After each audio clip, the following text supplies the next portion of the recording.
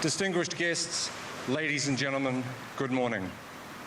My name is Wing Commander Darryl Cockcroft from the New Zealand Defence Force, and it is my privilege to be your Master of Ceremonies this morning at this Anzac Day service at Gallipoli.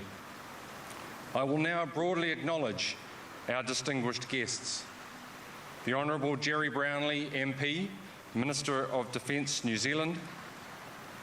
The Honourable Dan Tehan, MP, the Australian Minister for Veterans Affairs, Minister for assisting the Prime Minister on the centenary of Anzac, and Minister for Defence Materiel. Beker Setkirdar, Deputy Governor of Chinakale, ambassadors and members of the Diplomatic Corps, veterans, other distinguished guests, ladies and gentlemen. I welcome you as we gather at this special place on the Gallipoli Peninsula to remember all those who served 101 years ago and to acknowledge that those who were once our adversaries are now our firm friends. Our service begins with the mounting of the catapult party. Catapult party, right up front, slow.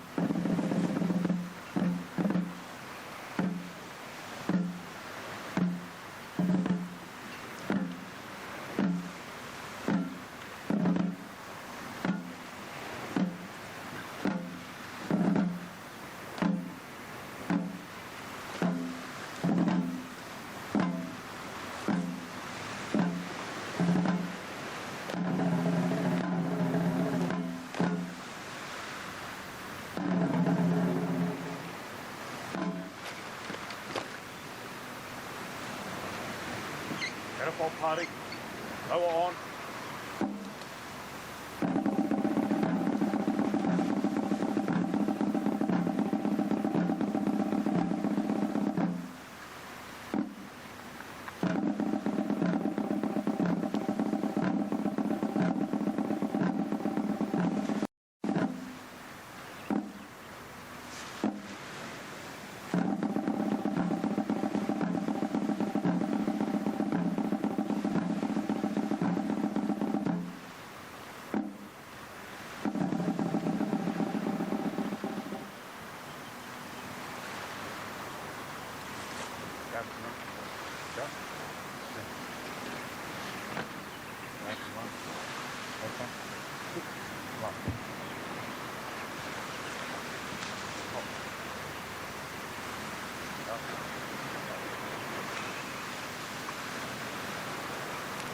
I now invite Air Vice Marshal Tony Davies, MNZM, Chief of Air Force New Zealand, to deliver the call to remembrance.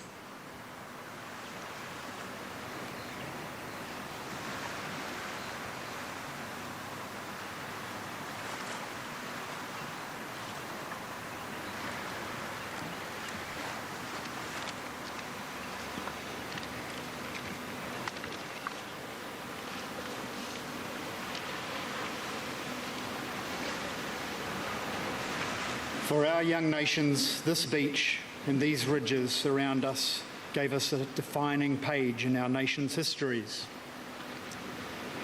The achievements of the Anzacs who came ashore here and held these ridges for 8 months in awful and trying conditions are rightly to be honoured and their endeavours remembered.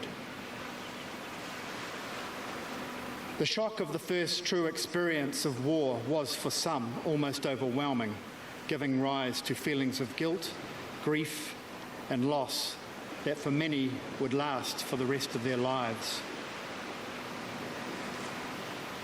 Lieutenant Herbert Westmacott of the Auckland Infantry Battalion recalled the death of Private Albert Cowdrey, one of the members of his platoon at Baby 700, which was one of the furthest points reached by organised bodies of troops on 25 April. Lieutenant Westmacott wrote, "From the front, from the right, and now from the right rear, the rifle fire was coming. The last got several of us, though we did not know it at the time, for a sniper lay just on the edge of the plateau and picked us off as we showed up one by one. Cowdrey was the first to get it. He was talking to me one moment, and the next blood was pouring down from his face and his forehead. He gave a surprised stare, then quietly laid his head on his rifle on the ground in front of him and was dead. I felt his death dreadfully. I could not help talking to his body as if he was still alive, calling him poor little boy and telling him never mind." When the New Zealand forces retreated from Baby 700 that day, they had to leave Albert's body behind. His remains were never found, and his name is recorded at the New Zealand Memorial to the Missing at Lone Pine.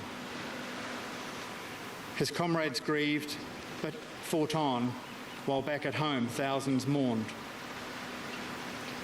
To this day, the memory of those who fell is enshrined in our memories. Even at the time, those who fought here knew that what they had to do, and it was something special in the annals of history. They knew it because of all people, they knew best its cost. This place is rightly sacred ground for all those of the many nations that fought here. Most of all, it is sacred for the evidence of the suffering around us in the hills and ridges, in silent graves and lost voices.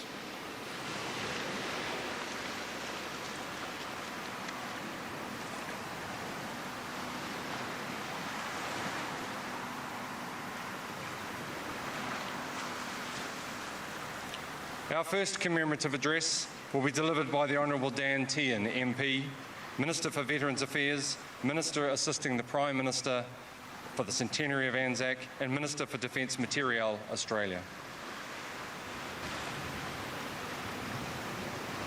We stand here in this place to mark the sacrifice, the resolve and the bravery of the men who died for us. We remember them through their story, a story that we carry as their descendants. We have travelled here to pay our respects to the first Anzacs and to those who follow them. It is a story of brave men who fought in a foreign land for our values, our freedoms and our sovereignty. We gather here because this is the place where that story began.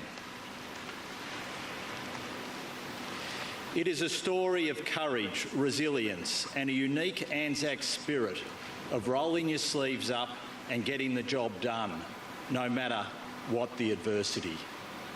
It is a story of people like Lieutenant Duncan Chapman, an office worker from Maryborough in Queensland.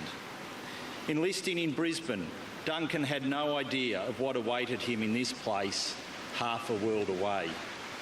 As a member of the 9th Battalion, Lieutenant Chapman was in the first wave of Australian forces sent to land at Gallipoli.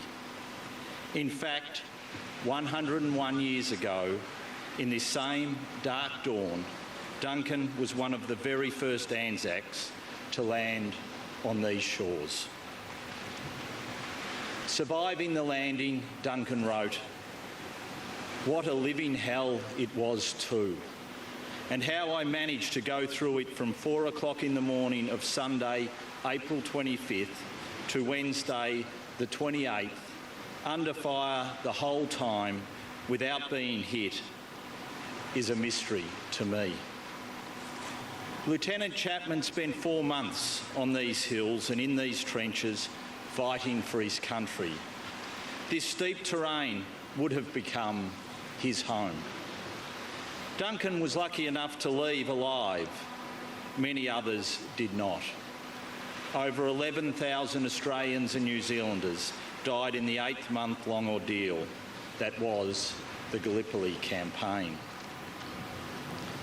However, thanks to the talents of Australian Lieutenant Colonel Cyril Brunel-White, Duncan Chapman wasn't the only Anzac to leave these shores. Duncan left in August, 4 months before the evacuation of the Anzac and Suvla sectors in December 1915, which saw more than 93,000 troops, 200 guns and over 5,000 animals leave here without incident. The remarkable story of the evacuation is often forgotten. An incredible feat of logistics. It was the task of moving a city the size of Rockhampton in Queensland, or Bunbury in Western Australia, or Palmerston North in New Zealand, from this peninsula without the enemy engaging. The effort and its success was extraordinary. It's not often that a withdrawal is held up as a victory, but so much of the Anzac story is more than ordinary. The countless lives that were saved, the untold tragedy that was avoided, has meant that Anzac didn't end as a story that we remember bitterly. Many Australians and New Zealanders died here. The Anzac story did not. Lieutenant Chapman's story did not finish at Gallipoli.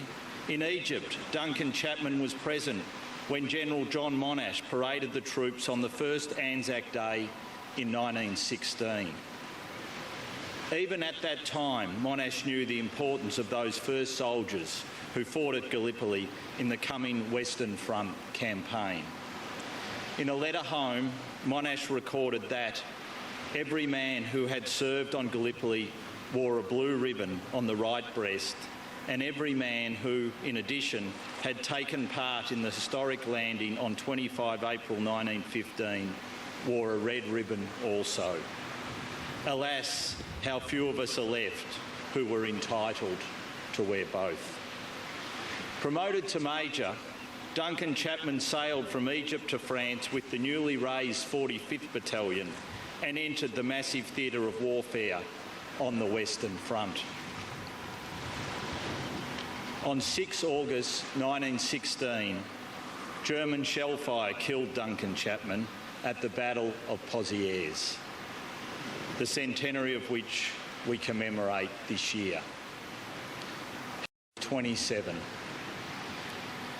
Less than 3 weeks after Duncan Chapman's death, his father wrote to the Australian Minister of Defence.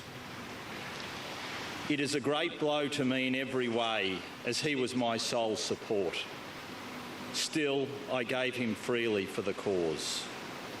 Still, we are human and would almost grudge what we gave. My heart is not very strong, being 73 years of age.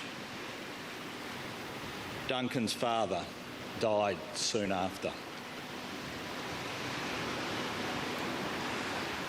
Each year, we remember the beginning of the story of Anzac here at Gallipoli. But while it began here, we cannot forget where it has taken us. It is a story that continued on the Western Front, at Fromelles, at Pozieres, at Passchendaele, at Villers-Bretonneux. It is a story that continues wherever Australian or New Zealand servicemen and women are deployed today. It is a story that continues in us, those who gather every year to remember, lest we forget.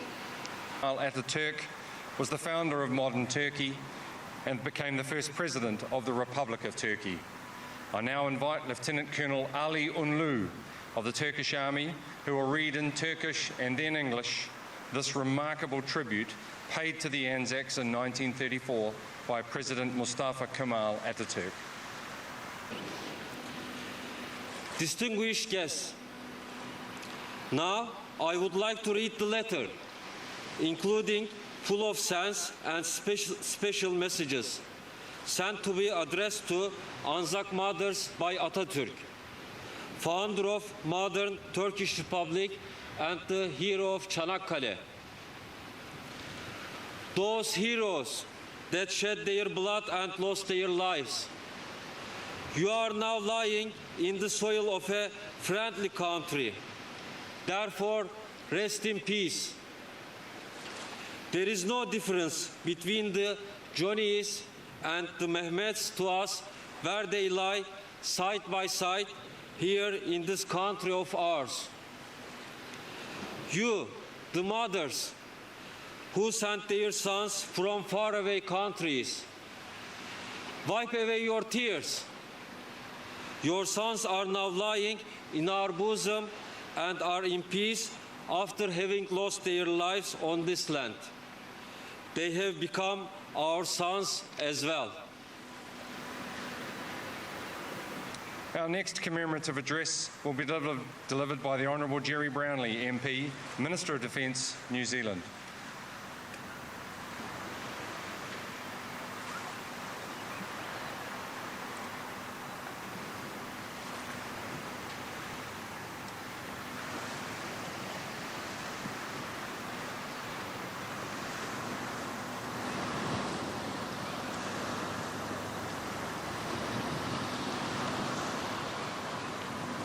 One year ago, we gathered here to commemorate the centenary of the Anzac's arrival in Gallipoli.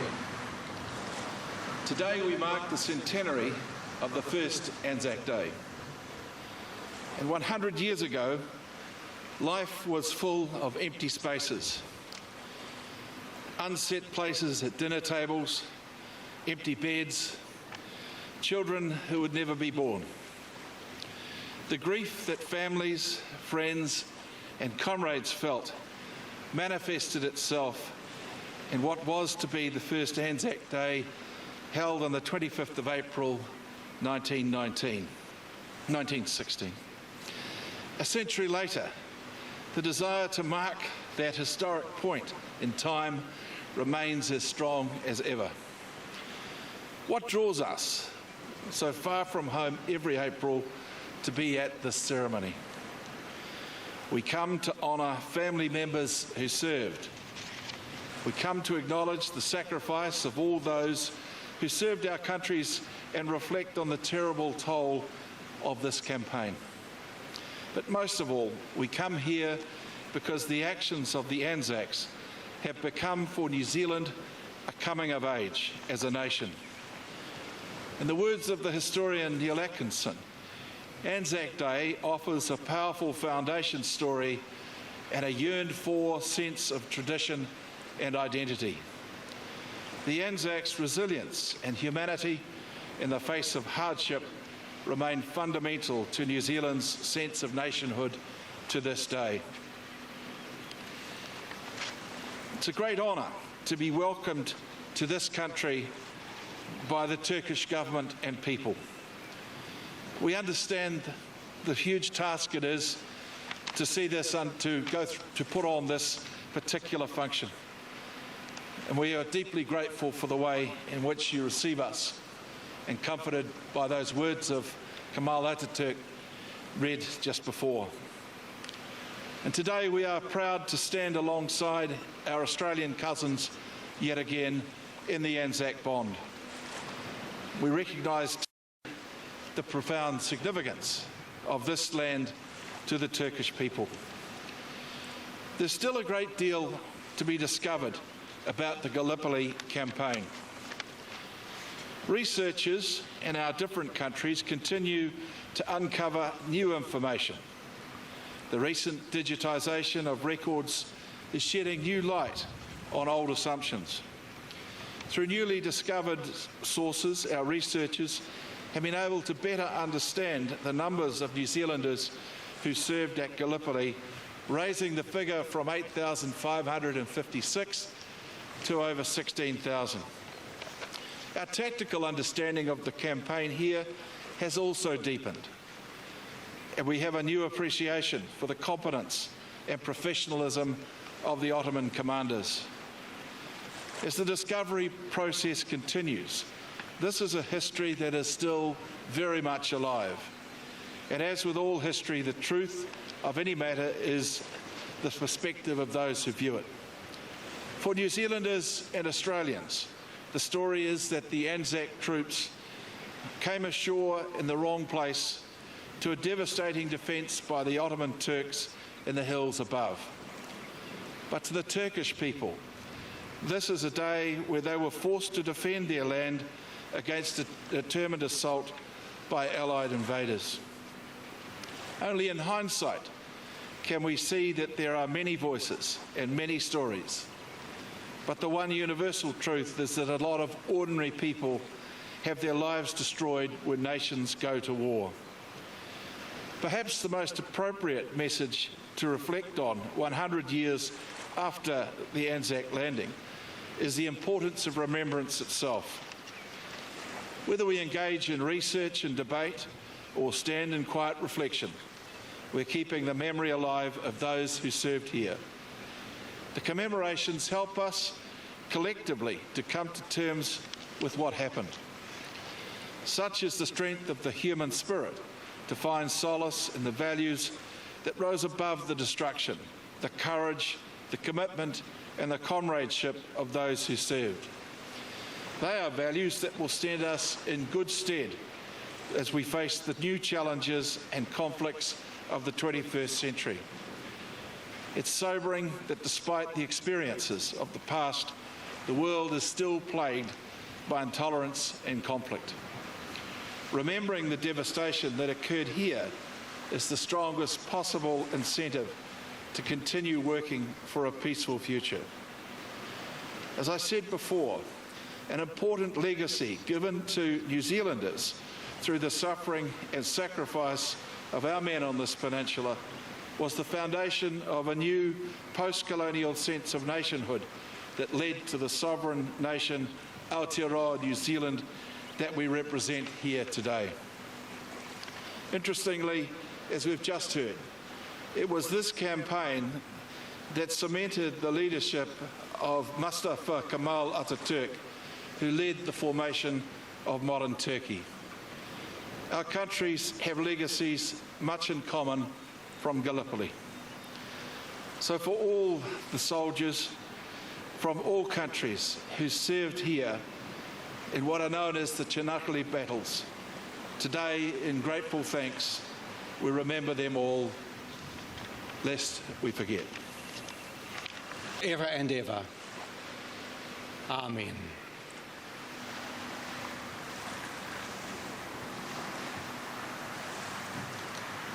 Wreaths will now be laid by official representatives. To acknowledge the bond between Australia and New Zealand and the significance of the Anzac tradition, the first wreaths will be laid jointly by the Honourable Jerry Brownlee, MP, Minister of Defence, on behalf of the Government and people of New Zealand, and the Honourable Dan Tehan, Minister for Veterans Affairs, on behalf of the Government and people of Australia.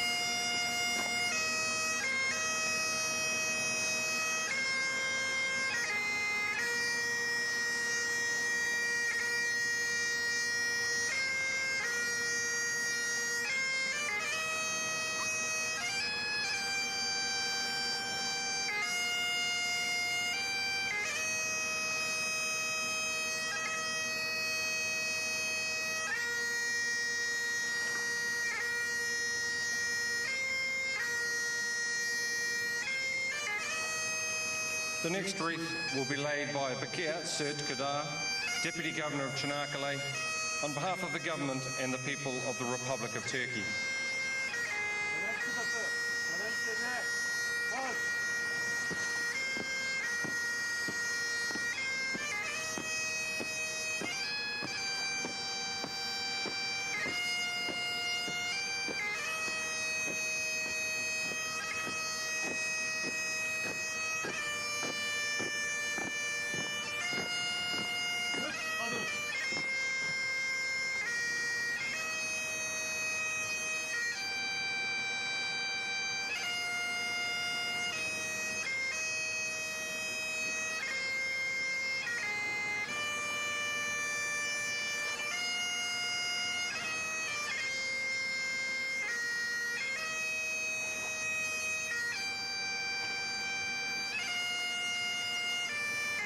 On behalf of the Republic of Austria, the People's Republic of Bangladesh, Canada and the French Republic, General Reinhard Schöbel, Brigadier General Mustafa Ahmed Saqib, Ms. Cheryl Cruz and His Excellency Mr. Charles Fries.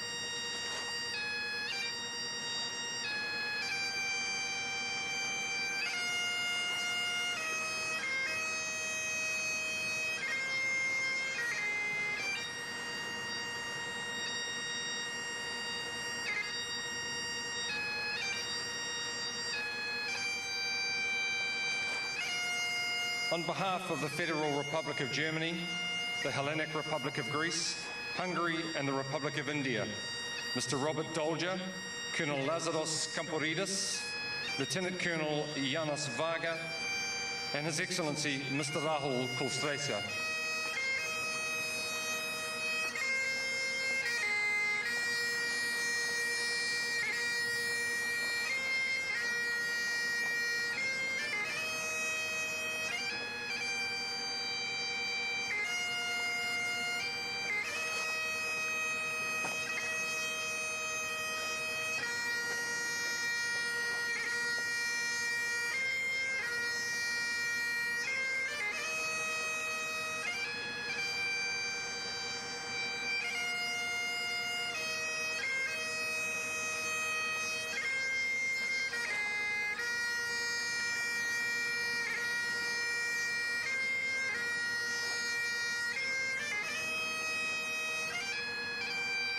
On behalf of Ireland, the Islamic Republic of Pakistan and the United Kingdom and Northern Ireland, Miss Orla Condren, Air Commodore Abbas Guman and His Excellency Mr. Richard Moore.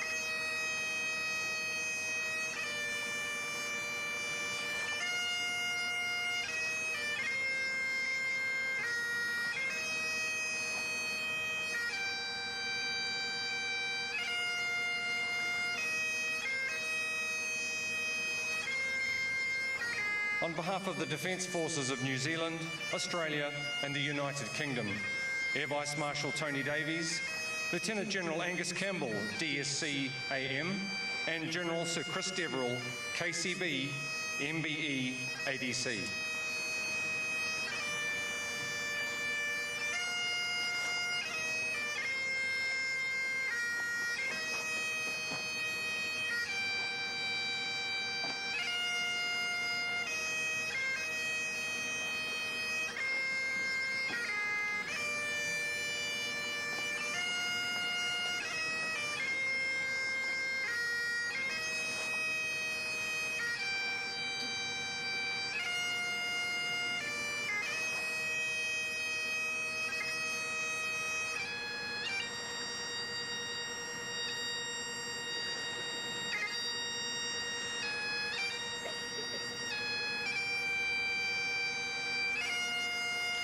The final wreaths will be laid on behalf of all veterans of New Zealand and Australia and the Commonwealth War Graves by Flight Sergeant Kathleen Nikau, Royal New Zealand Air Force, Colonel Rod Margetts, retired, and Mr. David Bennett, MBE.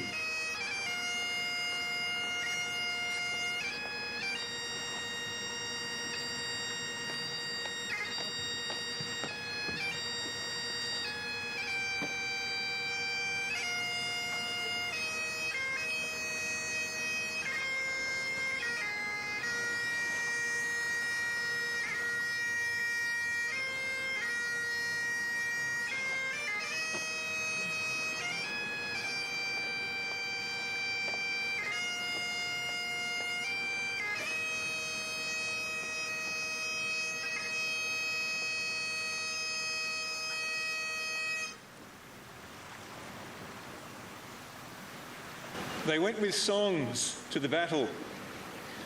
They were young, straight of limb, true of eye, steady and aglow. They were staunch to the end, against odds uncounted.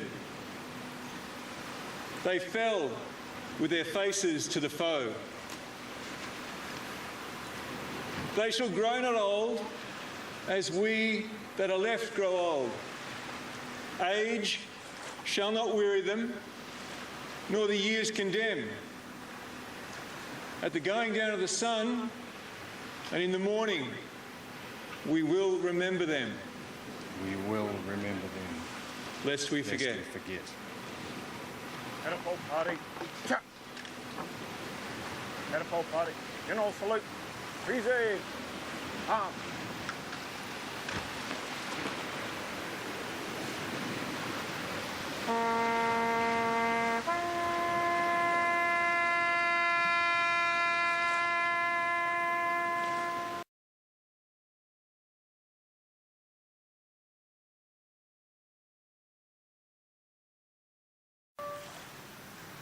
Catapult party. Shoulder. Arm.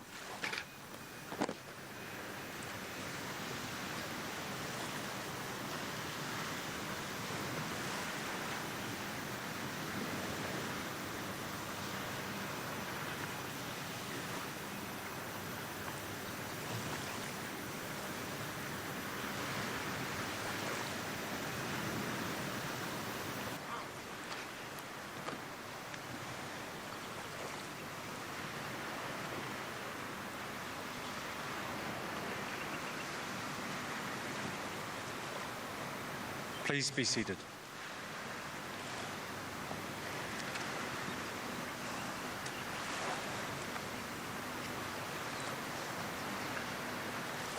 We began our service today with the mounting of the catapult party, and we will now the catapult guard will be dismounted. Catapult party. Inwards. Turn.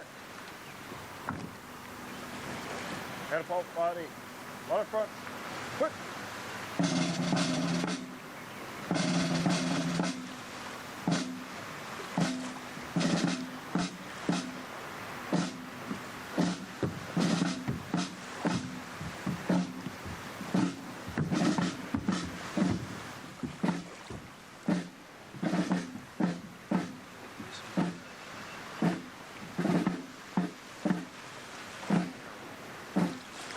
Ladies and gentlemen, that concludes our dawn service here at Gallipoli to commemorate the 101st anniversary of the Anzac landings.